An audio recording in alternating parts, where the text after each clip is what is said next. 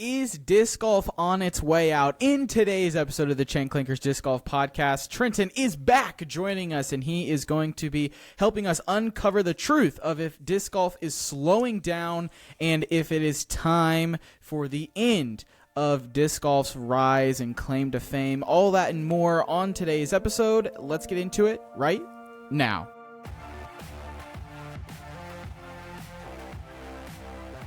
Upper Park Disc Golf is not just about carrying your discs, it's about carrying your passion, your determination, and your drive.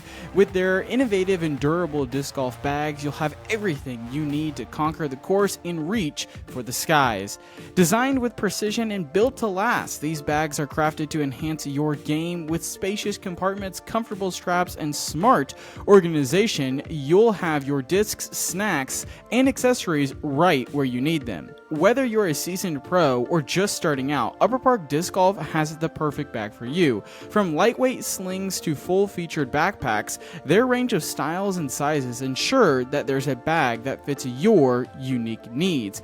And here's the best part. You can use promo code CLANKERS10 to save 10% on your next disc golf bag. Elevate your disc golf experience with Upper Park Disc Golf. Visit their website today at upperparkdiscgolf.com and use promo code CLANKERS10 to discover the perfect bag that will help you conquer the course and soar to new heights. Welcome in, everybody, to the Chain Clankers Disc Golf Podcast. As you heard in the intro, Trenton is back on the mic. How are we doing, brother? What up, everybody? I'm doing pretty good. You know, I took down my guy today at the work disc golf challenge, work frisbee golf challenge. Yeah, so I'm feeling good today. And you know, it's nice to be on the chickadee chat with my squad here. So we're doing pretty good. How are you doing today, Quentin? I am doing good. Glad that we get to take this conversation that we had in the hallways and put it on the mic.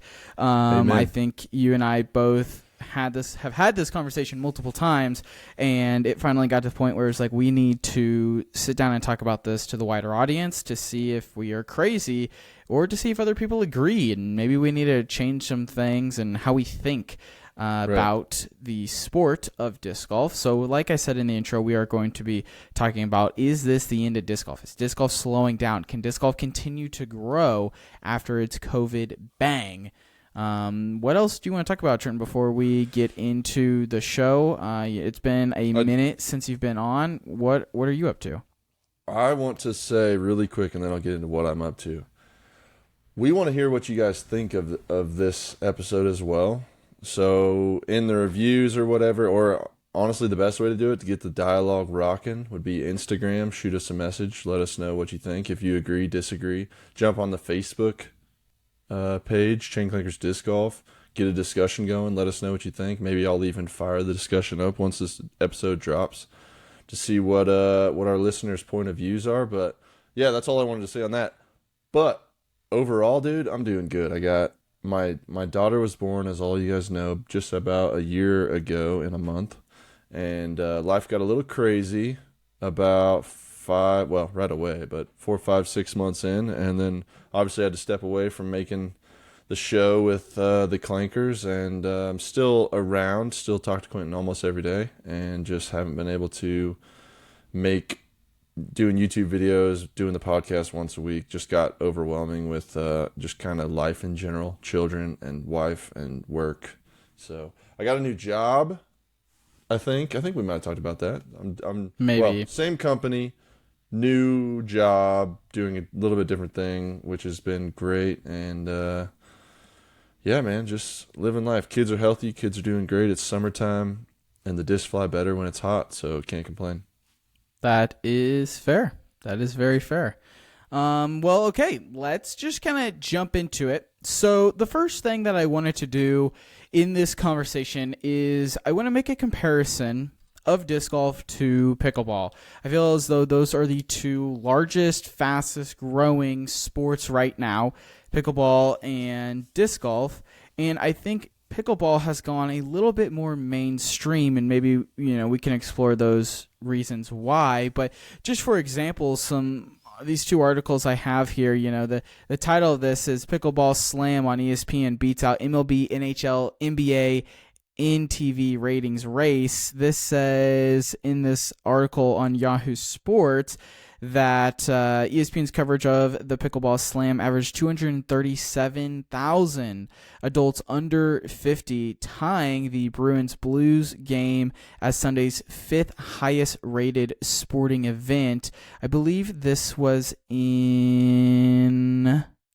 I guess it doesn't give me a day. Whenever the title of the article is April 4th, 2023. So it was at least, earlier this year. I think it might have been in April. But it's saying here that it's getting a lot of viewership, more than the XFL, more than the NHL, MLB, those kinds of things. And then you look at disc golf, and disc golf on ESPN2 drew 123,000 viewers.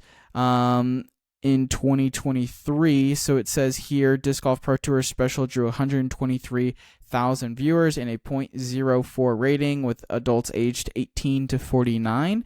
Viewership was more than doubled from the 2021 broadcast, which aired opposite of NFL football, but down about half from the 2020 broadcast, which aired in a favorable primetime slot on Tuesday before Thanksgiving. And where I'm going with this also is that, and just for context, this article was released February 8th, 2023. So both, beginning of the year. Where I'm going with this is that, go ahead.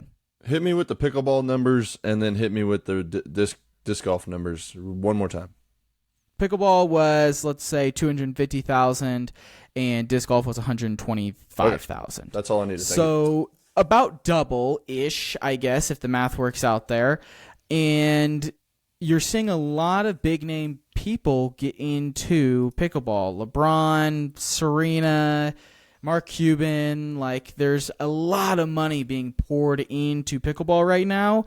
There's outside sponsorships. I mean, you can turn on Hulu and you get live pickleball on CBS, or maybe it's pre-programmed stuff, and it just seems as though pickleball is winning the battle amongst the masses comparatively to disc golf. And it almost feels as though pickleball had their big bang in 2020 and has only continued to ascend, where disc golf wise I feel as though there might be a little bit of a drop off. We can pause for there. Trenton, what are you thinking? Yeah, I mean, I'm not going to disagree with you too much. Me stepping away and not being able to be as in the weeds in disc golf has helped me kind of take a seat back and kind of just look at what's happening around me. And I will say, obviously my algorithms on social media and everything are still showing me disc golf stuff, but pickleball has definitely kind of been brought up a little bit more amongst my social groups, work friends, etc. It just seems like the accessibility and everything about pickleball. I mean, there's a new complex coming in on the south side of Wichita, in a year or two, that's going to have 40 courts or something crazy, I think. 20 courts? I don't know. Point being, it just seems like it's kind of taken off, and based on the numbers, because I didn't see any of the reports that you're reading, but based on the numbers, it sounds like it's doing the exact same thing kind of on a broad term, where disc golf, I feel got its huge jump when COVID was happening, and now it's really slowed down. And a bunch of my buddies outside of you and Horatio, that used to always talk about disc golf, we're not chit-chatting about that as often. It just seems like it kind of hit its peak, and it's just either it's stalled out a little bit or maybe it's even came down, but it's kind of a bummer. And I don't want to, make this episode doom and gloom, I guess, but it's Definitely just not. something I want to think about, because how do we get disc golf in a position that it's like that? You see a lot of big time sponsors coming to pickleball. Well, maybe the answer is pickleball is super easy. It doesn't take a lot of effort. It doesn't take a lot of walking. It doesn't take a lot of, skill to get into it, where disc golf, there's a lot of walking, there's a lot more land needed to put courses in, and I think there's also just a negative stigma around disc golf that just for whatever reason will not go away, We are on TikTok at Chain Clankers Disc Golf. If you're not following us over there, there's about 2,500 of you. Thank you to you folk. Come over and follow. There's good content going up over there. And the comments I get over there are just absolutely wild. And it's like as if people don't even know what disc golf is and that it's dumb, and maybe they're just trolls and haters, right? But like, I can see the side for pickleball where it's just easier to play than it is disc golf. Well, let's also not forget it's a lot easier to broadcast, and it's a lot easier to broadcast at the highest possible quality because you need to have 3 to 4 stationary cameras on 1 to 2 courts, and you can get every ounce of action, where disc golf, it's all based on cell phone towers, Wi-Fi, whatever you want to call it.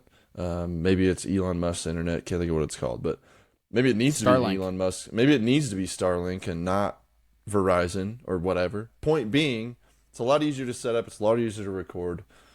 It's accessible by everyone, which so is disc golf. But when you have restaurants, I'm going to shout out Chicken and Pickle, which is here in Wichita. Yeah. There's one in Kansas City. There's one in Oklahoma City. It's amazing. Food's great. There's like 10 pickleball courts, 5 of them are inside, 5 of them are outside. You can rent paddles, you can bring your own paddles, etc. It just seems like it's getting, a little more love, which is not cool, guys. Not cool. Yeah, and so I'm just re-looking at the UDisc disc golf growth report, which, I mean, the first thing it says is it shows disc golf courses worldwide 2022. An additional 1,500 were put in, so there's now 14,000-ish total, and that has gone up year over year, which makes sense, right? I don't expect there to be less disc golf courses. I would be surprised if that number goes down. It also shows this nice graph. It says percentage of population that lives within given distances of disc golf courses. Within 2 miles, Estonia has 53% of their population within a disc golf course, 95% within 10 miles. Compare that to the U.S., 28% of the U.S. is within 2 miles of a disc golf course, and 88% is within 10 miles. So it's still pretty accessible to a lot of people. For me, thinking about disc golf compared to pickle, I like pickleball, don't get me wrong, it's fun, but you just get more of a walk. I feel like you get more of an athletic adventure out of it. It's more exciting than just standing on the court. I do think that's something disc golf still is struggling to get over, and I saw a couple of these comments on Facebook today, actually, is the stigma of disc golf. And one of the issues with that is, Trenton, you have children. If you didn't know anything about disc golf, you never got into it, and there is some summer program to either put your kids in pickleball or put them in disc golf, I would say you would probably lean towards pickleball because you have seen pickleball, you know what it is, and it's right there. It's not like they're getting lost in the woods or anything like that. And also probably a little bit of the weed and alcoholic stigma comes from disc golf, where it's like, oh, that's the hippie sport. Am I wrong? I mean, correct me if I'm wrong. I just feel as though, unfortunately, that's how a vast majority of Americans who are unknown to disc golf, that's how they feel.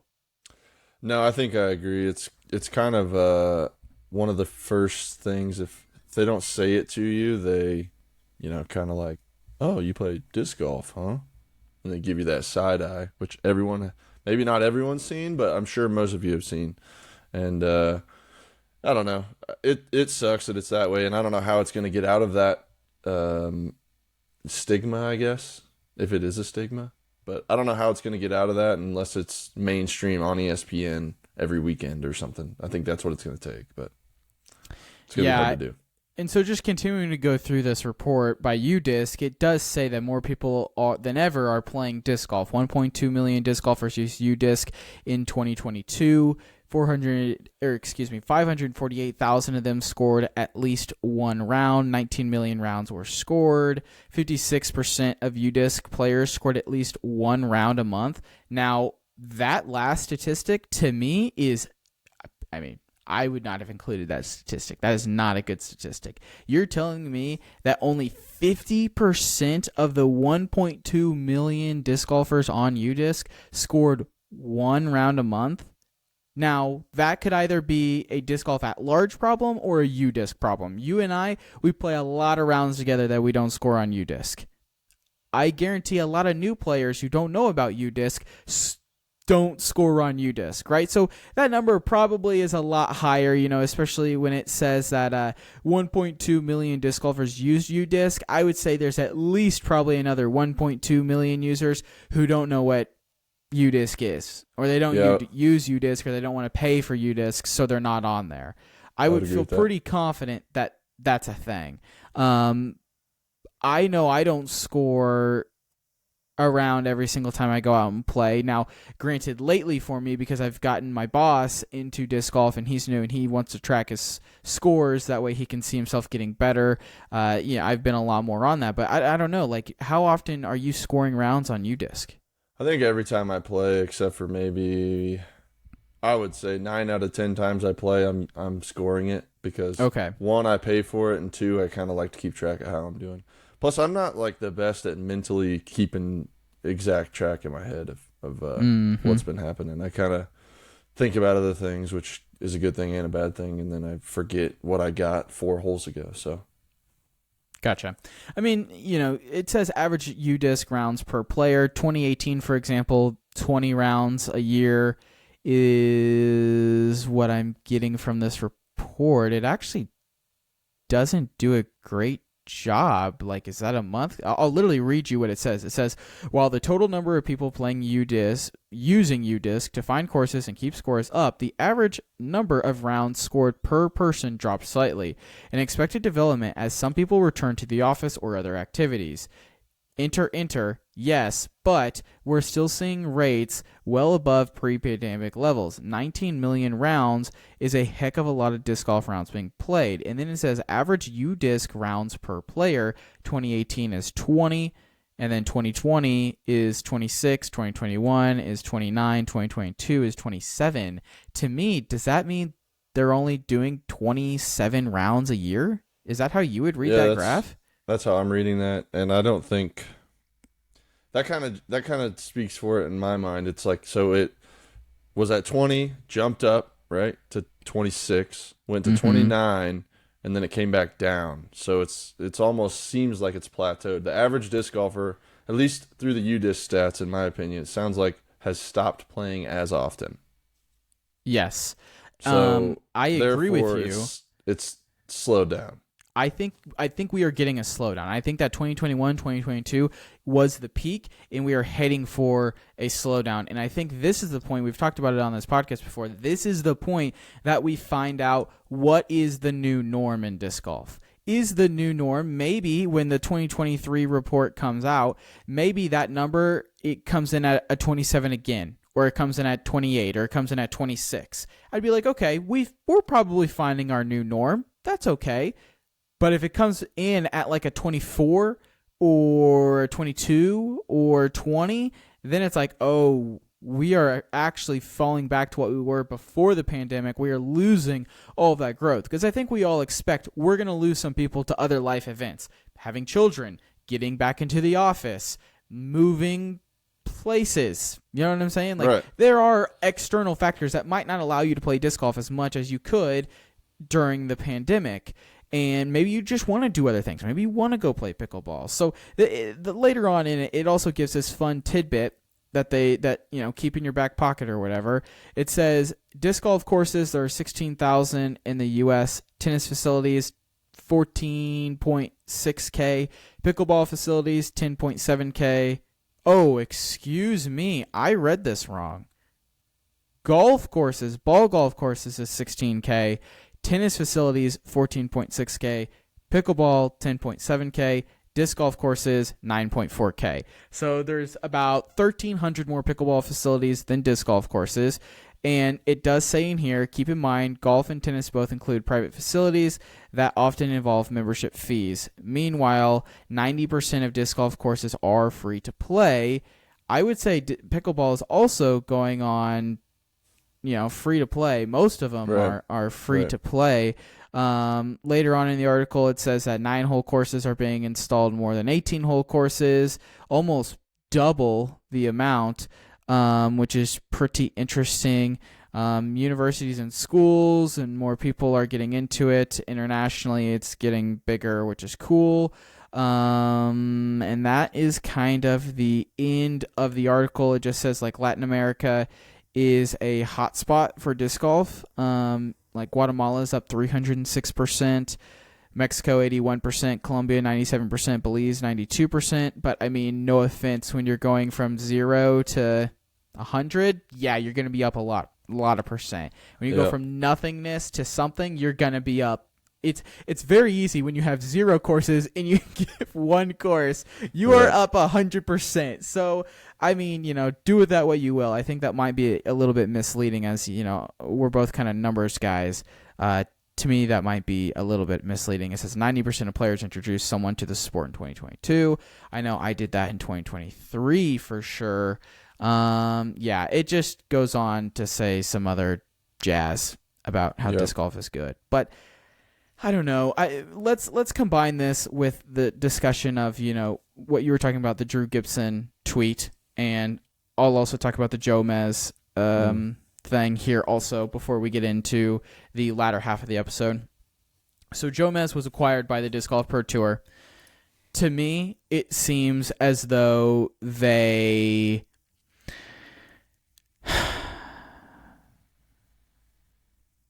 got in a position to where I think a little bit of slowdown in viewership, maybe taking on too much. And from what I heard, I don't know if this is 100% true or not, they defaulted on payments that were supposed to be made to the Disc Golf Pro Tour. So the easiest solution then was to just merge and combine. This tells some very interesting things to me. I think we're starting to move to a world in which post-produced is not king. I know I don't have time to watch post-produced. You probably don't have time to watch post-produce. If I'm not watching it live in the moment, then it's going to be spoiled on Instagram, which is fine. That's how live sports work.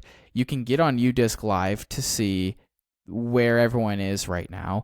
Like, there are no other sports in the world where we have to wait a day to get post-produced, and that's like the number one source of taking the content and information in. And so I think that is going to continue to go away. I think it's good that they brought on the women's cards, but also it makes it hard to get through all of the content by the time the next day's rounds go on. So if you fall behind, it's almost kind of hard to catch back up and watch all of that. It's nice to have it if you're not able to watch the live. I just think we're moving more to a world in which it will be live only, and it's not like you can rewatch the Royals games from 2 days ago. You're not going to find that on TV. I feel like it's going to get to a point in 5 years where you're not going to see X disc golf tournament 2 weeks ago on YouTube anymore. It's you either saw it live or you missed out, or maybe the post-produce comes out a month later. I don't know. That's kind of my hot take for all that. Or you catch a little highlight here and there, but I think I agree. I mean, I will say they do rerun football, baseball games when there's nothing happening, like random times throughout the year, but generally, I don't know. I guess I've seen the Royals game the next day, but for the most part, it seems like they don't really replay it. So I agree with that. And I don't know. It's kind of interesting. We were kind of talking about it. Maybe they saw the peak and they're like, okay, things are kind of slowing down. Let's sell while we're ahead type of situation. You can kind of spin it however you want. Disc Golf Pro Tour bought it, right? Bought Jomez. Disc Golf Pro Tour buying Jomez is ultimately probably what direction disc golf needs to go to get more mainstream. Like, the main body needs to own the media and the video production and the live feed and all of that. But at the same time, Jomez might have sold at the correct moment, get the most amount of money you can for it, and move on. But I don't know. Well, time will tell on that situation, but we'll kind of see what happens. Do you have that tweet from Drew Gibson pulled up? So switch it up a little bit. We're going to talk payouts here. I found a tweet from Drew May 21st of this year. This isn't the one exactly I was talking about, but it sums it up pretty good. He says he's just talking payouts here, so we're going to jump into payouts a little bit. So Beaver State Fling, yes, it's not an Elite Series event, but point being, it's still on the big names still play it. Okay, Beaver State Fling factual stats: 2013 first place won $3,600 with 79 players, and in 2023 first place won $3,000 with 112 players. That's a $600 loss with 33 more players 10 years later. Not counting inflation. Gosh, I can't read. He says, don't be mad at me here. I'm just stating the facts. All this is findable. And then he goes, 2013 ninth place won $1,000, and 2023 ninth place won $950. So that's actually going the wrong way with 33 more players. The reason this is being brought up is because it seems like the payouts, even though they are better, so to speak, there's more people playing. So the ratios aren't the same. There's been a lot of talk. We've had people on that are, we're trying to get sponsors for the Pro Tour. And, we got to keep legitimizing the sport with sponsors is a big way to do it. And it just seems like the payouts are not as great as they potentially could be, especially with kind of what's been going on. I mean, it seems like if you have more players playing in the tournament, first place should make more money, not just $600 more 10 years later. So just an interesting tweet from Drew Gibson, and I was curious on your thoughts on that. I mean, we talked about it a little bit, but let's hash it out here. Yeah, to me, wow, I am reading this Market Watch article also while you're talking about disc golf, and they want me to purchase this report for $3,300. I will not be doing that to get more detail. That is not going to happen. But, yeah, I don't think the way payouts are right now is good. And I think that we need to fix how payouts work. When I say that, I say that we need to pay the top guys and gals a lot more than we are paying the bottom. I would be very comfortable with paying 10 to 15% less people and then distributing that money higher up the board, make it more worthwhile to play well at these events. And then it comes back to the question of, well, if these bottom feeders aren't getting any cash, then how are they going to survive? Well, I mean, play better, or, I understand that that's tough, but play better if you want to cash. I mean, in ball golf, if you don't make the cut, you don't get paid.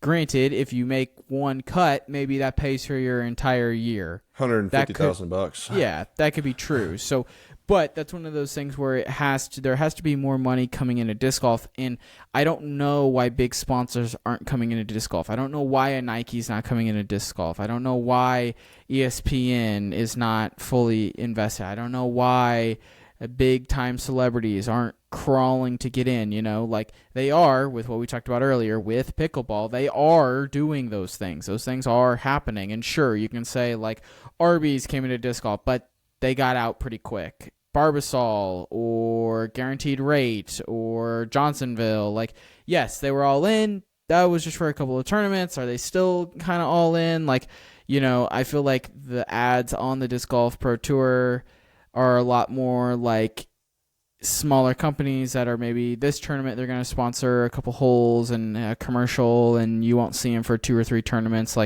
You see a lot of OTB Foundation, Discmania. You see a lot of Dynamic, Trilogy, Westside. A lot of the sponsor flags and stuff are just manufacturers, and I'm not saying that's a bad thing, but that also means we're not getting outside sponsors in the sport, which will never allow for payouts to get to a point where it is a sustainable lifestyle for a lot of disc golfers. There are disc golfers out there who have sponsorships who simply don't get a guaranteed base. They make all their money based off tournament winnings and disc sales.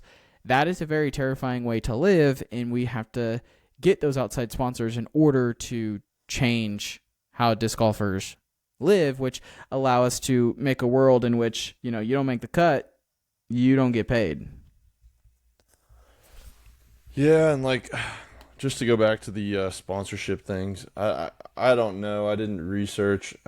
Maybe someone can fill us in, but like when these people pay, I don't know, 200, 300, 500,000 bucks for the most popular whole one, whatever. When these sponsors pay for a whole sponsorship, is that money going to the overall purse, or is that money just kind of filtered into the tournament fund, and the TD gets a little bit, the staff gets a little bit, I feel whatever. like the TDs and staff don't get anything, which is a problem.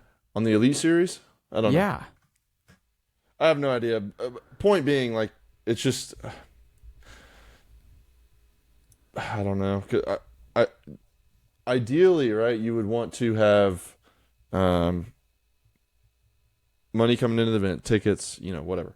You obviously have to pay everybody running it, because no one wants to work for free completely. Like, you can volunteer a little bit, but if you're going to spend 3 weeks getting ready for it, you're going to be there a whole week when it's happening, and you got a real job on the side. You still have to get paid. So there is that. But like, my point of view is, if someone's going to sponsor a hole or multiple holes, that money should go to the payout for the pros. That might be what happens already, but I think that's fair, and I think it should be worth, like you said, it should be worth it for the pros to win. I'm not talking win like $6, $7, $10,000. Like, I know there's a lot of tournaments, and we're not even close to that, but if we want to legitimize, money is kind of what is going to legitimize the sport, unfortunately, at least at the pro level. In my opinion, it's kind of where it seems to be with everything. But if there's not money to be made, I get why it's hard to raise money, but I don't know. That money should, like, the people who win the Elite Series tournaments should at least make $15,000 to $20,000, like, at minimum, in my opinion. And I don't know, they might make that, but like, Kristen Tatar has a huge contract, but she wins 7 out of the last 9 events or something that she's played this year. Yeah, something like that. Like, the Elite Series wins, like, she should have, like, $150,000, $200,000 in winnings, and I can look it up probably, but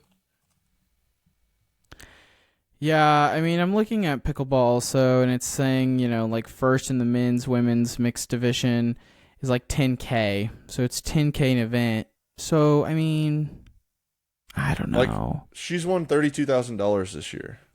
Yeah. Like, I don't know. I know there's not that much money in the sport, but that's we're halfway through the year. She's on pace. But what can they do to get more money in the sport? What needs to change? I don't know. It has to be appealing to the ESPNs of the world. I hate to say it, but the idea to me is the consumers, you and I, we have to buy more. But like, coming out of 2020, we bought a lot of discs, we bought a lot of bags, we bought a lot of training tools, baskets, blah, blah, blah. Okay, if I bought a basket, I don't need to replace that basket for a decade. You know what I'm saying? And if I do, I can probably find one on Facebook Marketplace for like $50 if I'm really looking hard, right? Discs. You and I can look over and I can see how many discs are on the wall and how many I am trying to sell because I have too many discs. Yeah, they're right next to me. Yep. You know what I'm saying? So there's this loop of new players. You've seen my boss is in this loop right now of they get into the sport, they get super hooked, and they just buy things. They buy plastic, they buy bags, they buy, and then all of a sudden you have a ton of product, and you're like, I literally throw 5 discs. Yep. Now what do I do? Now I'm not buying plastic. Now I'm not buying bags. Now I'm not buying baskets, training products, whatever it is. Like, your iPhone, you have to buy a new iPhone every 5 years if you're lucky because they low-key make it break. They make it stop working. They do whatever to it, right? Or high-key. But if you buy a training product, like I'm going to use a disc dot, for example, that's not going to break in 10 years. It's still working. Ever. You know what I'm saying? Like, this piece of plastic is not just going to disintegrate and stop flying in 5 years. There's a reason why people are still throwing discs that are 20, 30, 40 years old. Sure, the technology changes, but like, we can still throw the discs in our bag as long as we don't lose them. When are you going to replace them? What are you replacing in your back? Because I think a problem that is coming to disc golf is, how do we make new discs?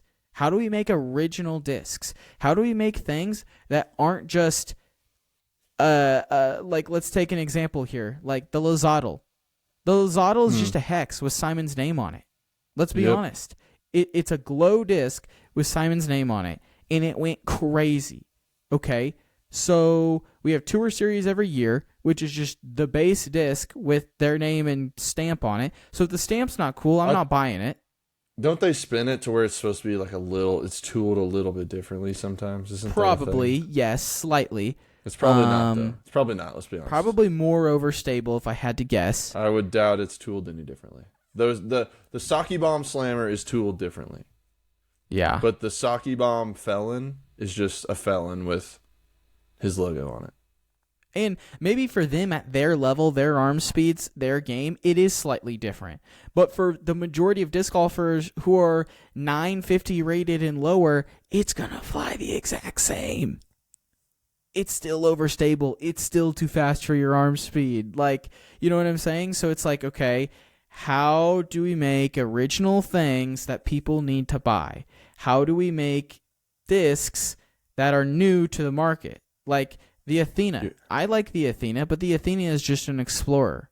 Okay, it's Discraft's version of the T-Bird 3, right? The Zeus, Raider, DD3, Destroyer, they're all the same disc with a different name on it. And here's the kicker. There's like 3 companies now who make discs. King of Discs or House of Discs or whatever, who owns Trilogy, Castaplast, and more. Innova makes all of Infinite, and MVP makes them, and so MVP makes MVP, Axiom, Streamline. Like, Discmania is now independent. ThoughtSpace, right? So, like, a lot of these different brands are the same disc with a different stamp on it. Right? Like, I mean, maybe I'm crazy, and I'm not trying to paint a negative picture about anything. I like buying new plastic just as much as the next guy. I want you guys to buy the plastic you want, try new discs, all of those things. But this is just a very real conversation that I don't know if disc golf is having. How do you innovate? How does disc golf innovate? Literally at our jobs, if you're not innovating, you're going to fall behind. And once you fall behind, it's over. Mm-hmm. How does disc golf innovate? I mean, that company tried to innovate with the like beveled rim underneath. I don't remember what it was called. I never threw one. That's my phone number. Whoops. But they tried. Like that was a creative idea, but it didn't stick. No one throws them that I've seen. Yeah, that's a great question, man. Somehow, and I'm sure Disc Golf Pro Tours, pounding their forehead over and over again, trying to think, like, what can we do to get bigger sponsors, more people into it, continue to grow, and not stall out like we seem to have, in my opinion, so far, But I think it has to be, you almost need like a polarizing player, like, let's say, like golf had Tiger Woods, right? So golf blew the F up when Tiger Woods was a thing and was crushing everybody. And then basketball was always popular, but then Michael Jordan showed up and got every single person, every child, everyone into it. Who's football? Like right now, Patrick Mahomes is probably helping the growth of football tremendously because he's doing things that no one's ever done. Just, yes, we're Chiefs fans, but he's also like a once in a yeah, get those negative comments out of here. Get out. But the point being, disc golf needs someone that's like over the moon. Just Paul, amazing. Simon. They might have been there, but they don't dominate. Too late.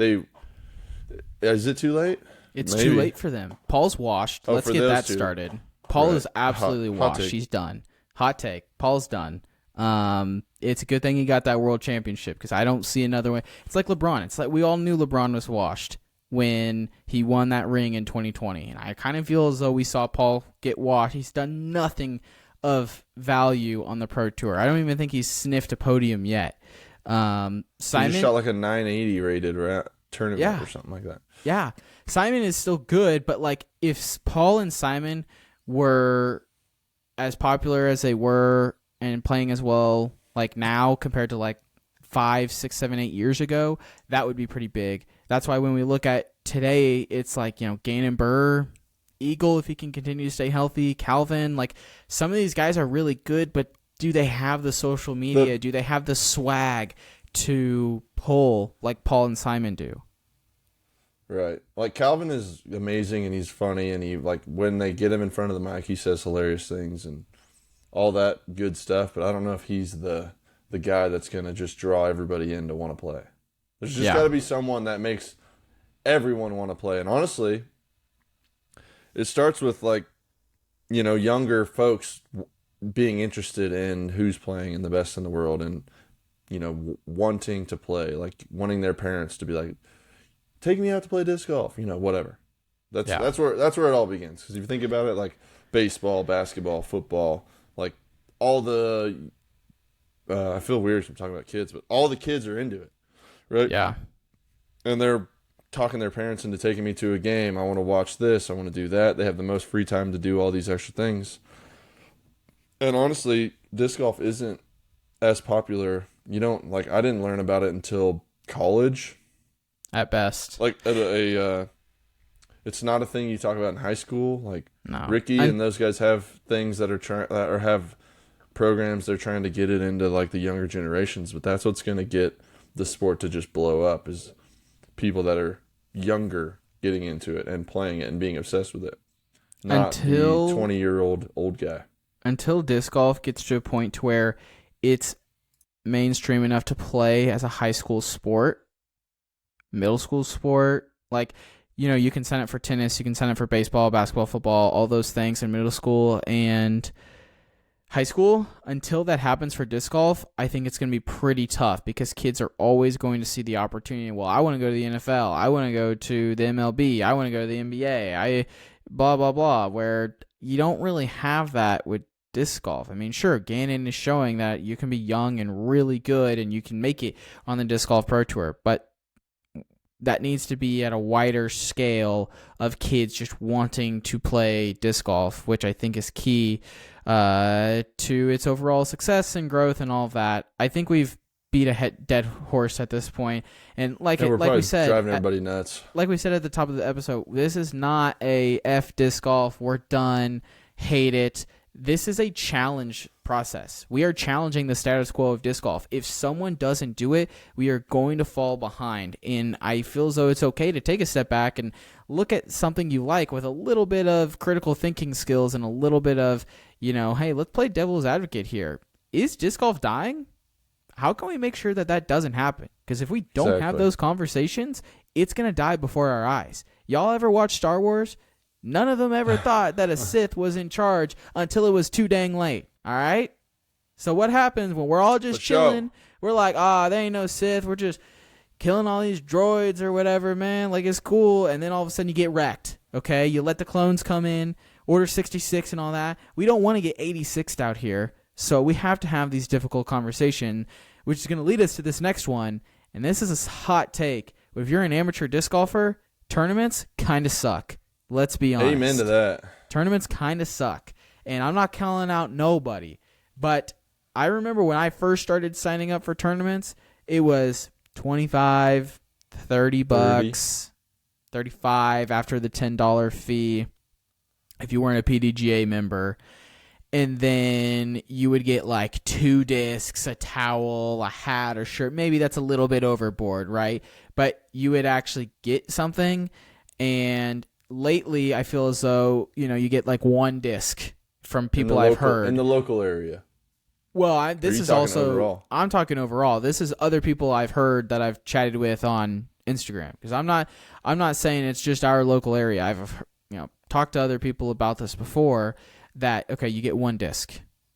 Awesome. So I just spent $35, $40 for 1 disc.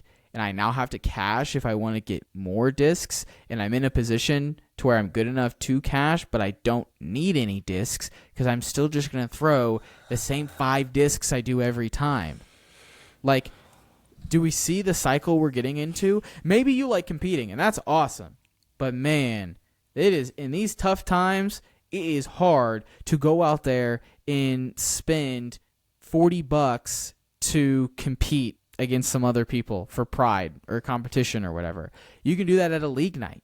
League nights are $5, $6 with the ace. And you can play, and here's where I'm setting this up.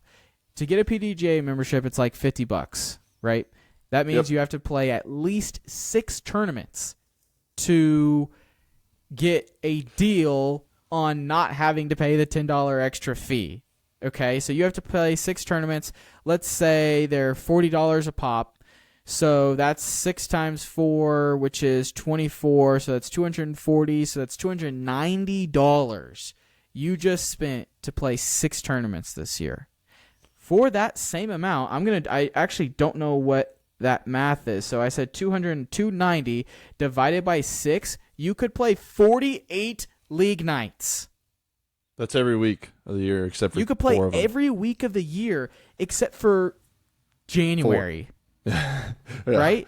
You could play 2. When league isn't happening. Yeah, maybe you don't play November through February. Okay? You can play 2 league nights a week if you want. And you get that competition every single week, where from March until October, how many months is that? March, April, May, 3 tournaments. June, July, August, 3 tournaments. Okay, so you've done 6 tournaments, out of 8 months. That's about once every month. Okay, you can play longer by playing league nights than you can tournaments. Let's not forget the cash in, cash out leagues that aren't sanctioned or anything. They're just a bunch of good old boys out there having fun. Good old gals and guys, I should say.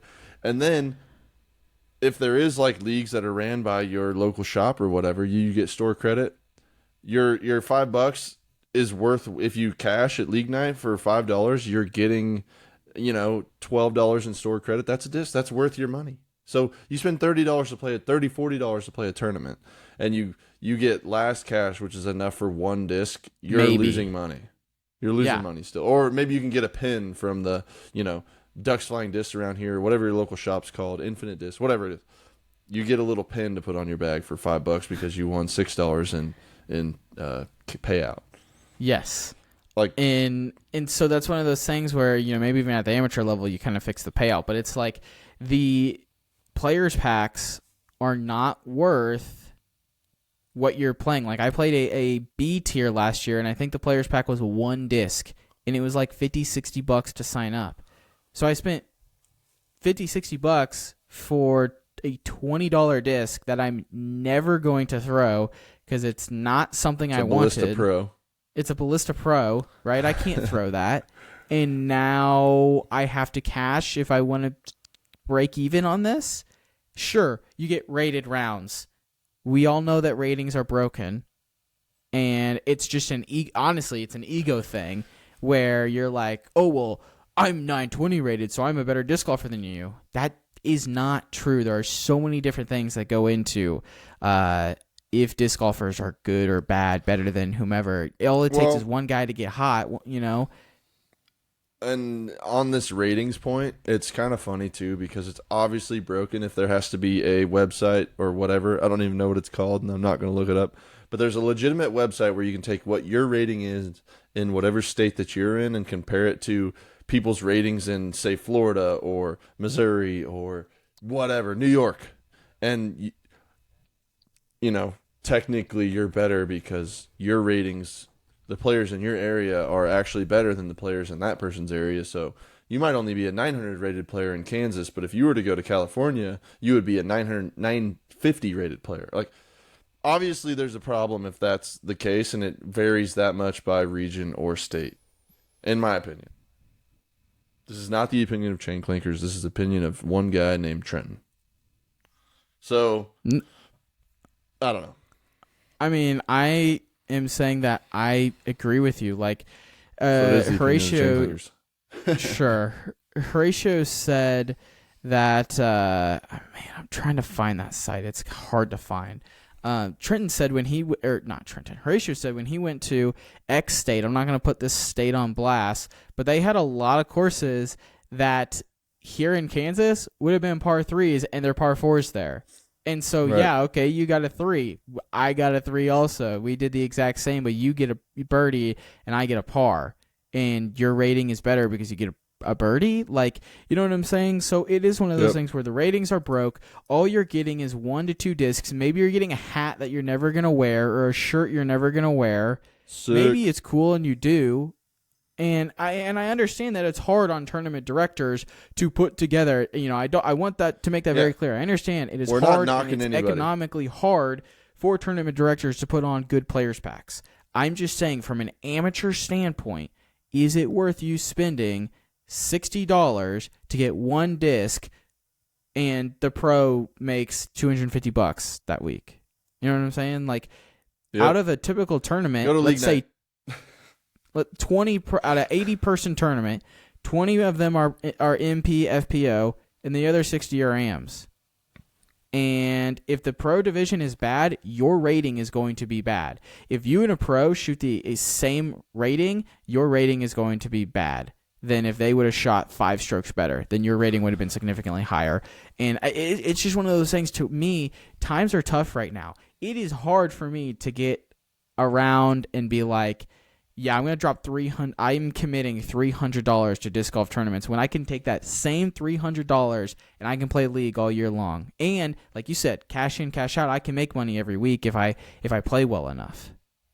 Yeah, worst case scenario, you get your $5 back, and you're out $1 because you pay for ace pots, which are a whole nother thing that Quentin hates. But ace pots are fine. I mean, you don't hate them. My bad. That was somebody else. You're throwing $1. If you're doing it at league night, you're spending more dollars, but you're giving yourself a higher opportunity to hit the ace. Yeah, because then you nail the ace on. If you play in 50 league nights with the math that you just threw out there, I would say one of those you're bound to hit the ace, and generally an ace pot is at least $100. According to my that math, often. If you play 48 league nights, you have 870 holes of disc golf. And you're hitting an ace in one of those 870 holes. I would put money on it. You would hope. If you're playing a course where aces are attainable and you're somebody who can get there. Right. Maybe you don't. Aces are hard. You might not. The odds are pretty good, though. But if you're not getting it in a league night, you're probably not getting it in a tournament. Exactly.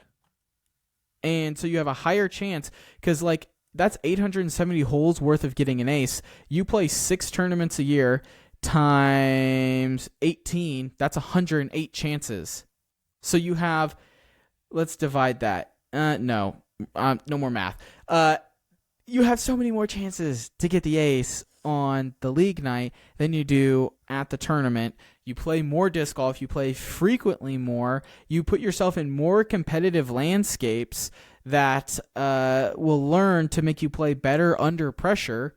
And maybe you're just going there to have a good time. Maybe you're going there to meet more people. I don't know about you, but the vibes at league night are so much better than the vibes at tournaments. The vibes at tournaments, everyone, including myself, is pissy and trying to win, and they're stressed out, blah, blah, blah. Where at league night, we're just chopping it up. We're just having fun. And, and there is still pressure. There is still competitiveness, blah, blah, blah. I just think that for a certain group of people, it just doesn't make sense to play tournaments. Yeah, I mean, we've beat a dead horse here, but I think I agree. Let us know. I mean, like we said, this is a hot topic episode. I want to hear comments. I want you to comment and tell me I'm an idiot. Tell us we're idiots. You better explain why we're idiots. And you better have some points also, because I would love to have this conversation more. I think challenging the process and not just agreeing that the status quo is good and having groupthink, all those things are bad. Let's challenge the process. Let's critically think about a thing or two, and let's get disc golf in a better place. Let's get it to where tournaments are worth it. We didn't even talk about how the $10 extra fee is freaking ridiculous. And my math also was all based on C tiers. Okay, once we get into B and A tiers, they cost even more, and so we can save that for a different time. But yeah. That's it. That's all I got. I feel like I yelled into the mic for an hour. If you have a great point of view and a great take on this, and you hit us up and I guess I'm talking for Quentin here because I don't get on the podcast every week anymore, but it'd be sweet to have an awesome conversation about someone who has really good and a really good take on all of this. So let us know. Make sure you. What I'm getting at here is get on there and let us know what you think, and let's have a real discussion about it. Not to get copyright struck or whatever from them boys at Foundation, but like, let's have a debate night, right? I want to like, if you feel strongly the other way, let's hop on here and let's chop it up and let's have an educational discussion and let's get somewhere. Other instead of everyone just agreeing the status quo is fine and groupthink is good and all that. Like, let's challenge the future. Let's innovate. Let's make disc golf a better space. That's all I got. If you guys want to hear last week's episode, what did you say? Everybody love everybody. ELE and disc golf is great. It's going to take over ping pong of the tall, big variety soon enough. That's a funny way of putting it. But if you want another good episode, go check out last week. We talked to Jared Christ. He explains how he went on a disc golf tour himself for 4 months, how that went, why he did it in the first place, why he had to stop, what his life living out of a van looked like. So if you're interested in those things, go check it out. Hit that subscribe button if you enjoyed us challenging the status quo. And we will see you guys next week.